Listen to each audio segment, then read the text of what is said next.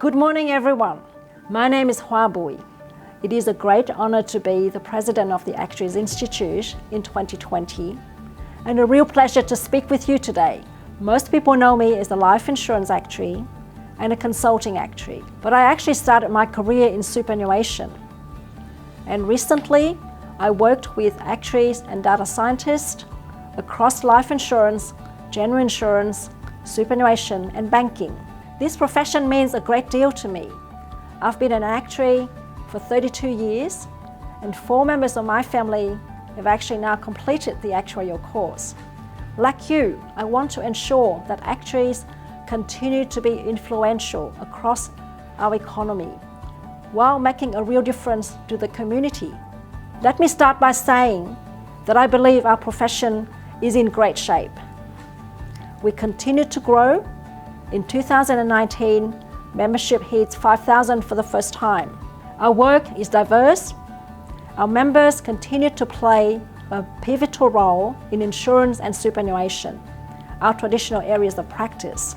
But at the same time, nearly half of our members now work in new and growing practice areas like data analytics, risk management, and government. We are diverse in other ways. Over 20% of our members work overseas, with Asia a growth area. Today, 30% of our new fellows are females, and 4 of the last 10 presidents were also women. This diversity means we bring more insight and more skills to solving problems across business and society. We're making good inroads into data analytics, a practice area that many consider to be the future of actuarial work. I'm pleased to see that we now have a vibrant data analytics community led by a practice committee that includes both traditional and non-traditional practitioners. And soon we will have a fellowship subject in data analytics. We are undertaking one of the most significant revision of actuarial education since the 90s. Last year, we successfully launched the new life insurance subject, and we plan to deliver general insurance and health insurance, investments, and data analytics application in 2021. Another measure of our success is the fact that the Institute input is frequently sought out by policymakers, both in Australia and overseas. We are also proactively making contributions to public policy on important issues like mental health, the retirement system, superannuation, climate change, and the disability insurance market. So our profession is in a good place, but there is no room for complacency because, as you know, there are fundamental changes occurring at an incredibly fast pace around us. Climate change, longevity, the digital and data revolution, the rise of social issues from mental health to euthanasia to the role of corporations in society. And of course, the customer perspective. Those are just some of the megatrends that comes to mind.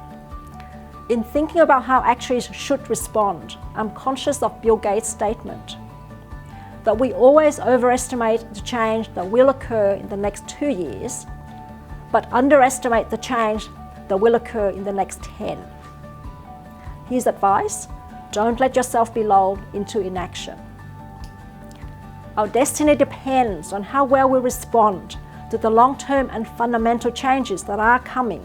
To prosper as a profession, I believe we need to strike a balance between adapting to the times and staying true to our core. Let me explain. In practice, this will mean different members of our profession will face slightly different challenges. For members who work in traditional areas of practice like insurance and superannuation, the challenge is to see the whole chessboard. That means considering broader issues, social, legal, environmental, and technological, when advising our clients. Secondly, we need to have a voice. The world wants us to share our amazing insight with them. At last year's Actuary Summit in Sydney, John Lonsdale, one of the 4 APRA members, said that APRA has turned on the microphone. Now it is up to actuaries to speak up. thirdly, we need to embrace new ideas, new technology, and be prepared to incorporate new data sources into our analysis if we are going to bring the best advice to our client. The Institute can promote our brand, provide education and role models, but it is us, the actuaries, who need to embrace the change. In the newer practice areas, data analytics, energy, climate change, our competency in modelling and data management is sought after, but we are competing with other professionals without a statutory role. What will set us apart is the business context that we bring, the rigour with which we approach the analysis, and the ethical framework of a profession. The public is now very aware of the power of data in a digital age.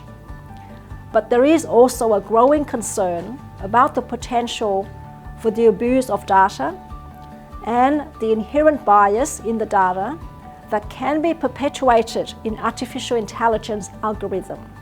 Being part of a profession with a strong ethical framework that includes data governance and whose members are expected to provide unbiased advice is a key differentiator for our members. One challenge that all actuaries will have in common, irrespective of practice area, is the need for us to consider the customer lens even more explicitly than we have in the past. Now, everyone asks me, what would you like to achieve for 2020? Well, a personal 2020 goal for me is to better harness the talent of younger actuaries. Did you know that 55% of our members are aged 35 or below? Now, age is never a reliable predictor of ability or success, but this is particularly true in the digital age. Today, we're seeing success being achieved at a much younger age than was possible before. For example, Mark Zuckerberg became a household name when he was 26, when Facebook listed. Therefore, I'm keen to step up our engagement with younger members of the profession who are closer to the emerging issues and trends of our times and are in fact the consumers of the future. I know you have a lot to contribute and you are keen to make a difference. The energy at the Young Actuary Conference is testimony to that. If we don't engage more fully with our younger members, we will risk losing you to other discipline and we will miss out on your ideas and energy. Either way, the profession will be worse off. In 2020, I have Council's agreement to establish a Young Actuaries Advisory Board to help engage with younger members. Members of all levels are welcome to participate, from students to fellows, as long as you are under 35. The Advisory Board would connect directly with Council to give young members a voice in the future of the profession and a platform on which to put into practice your influencing and communication skills. I'm excited about the opportunity to work with you, our members, in 2020, with Elaine, our CEO, and her team, and with Council to move the profession forward. Let's not be lulled into inaction, let's lead the change. I truly believe that if we are ready to embrace change, our profession can face into the mega trends of our times with confidence. Let's do it together.